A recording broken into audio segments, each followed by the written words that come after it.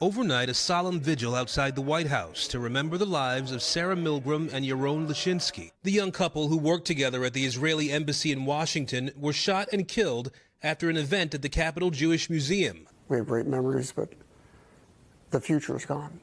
Robert Milgrim says his daughter was passionate about the environment and Israel and that she had met Yaron while working at the embassy.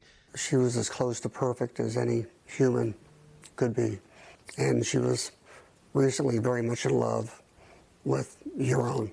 Milgrim says he only learned after their deaths that Yaron, an Israeli citizen, had recently purchased an engagement ring and planned to propose next week in Jerusalem. Israeli Prime Minister Benjamin Netanyahu calling their alleged killer, Elias Rodriguez, a brutal terrorist. The terrorists who cruelly gunned them down did so for one reason and one reason alone. He wanted to kill Jews. Authorities say Rodriguez flew from Chicago to D.C. one day before the shooting with a declared firearm in his checked baggage. They say surveillance video shows Rodriguez shooting the victims from behind, then again at closer range before going into the museum. Officers saying they recovered a handgun and 21 spent shell casings at the scene after they escorted a shouting Rodriguez out of the museum.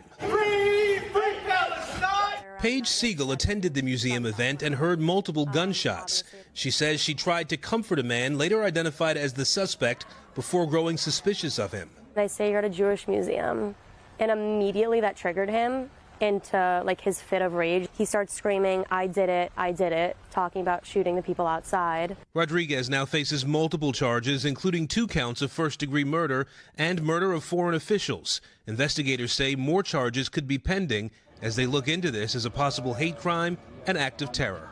Make no mistake, this attack was targeted anti-Semitic violence, and it won't be tolerated. Now, Rodriguez has not yet entered a plea, and investigators say there is still a lot of evidence that they need to sort through. There are people they still need to speak to about Rodriguez.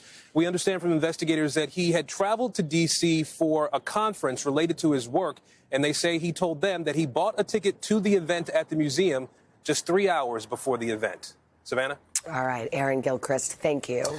Hey, thanks for watching. And don't forget, you can catch the Today Show every morning on NBC or take Today when you're on the go. Just follow the Today podcast on Apple Podcasts, Spotify, or wherever you listen.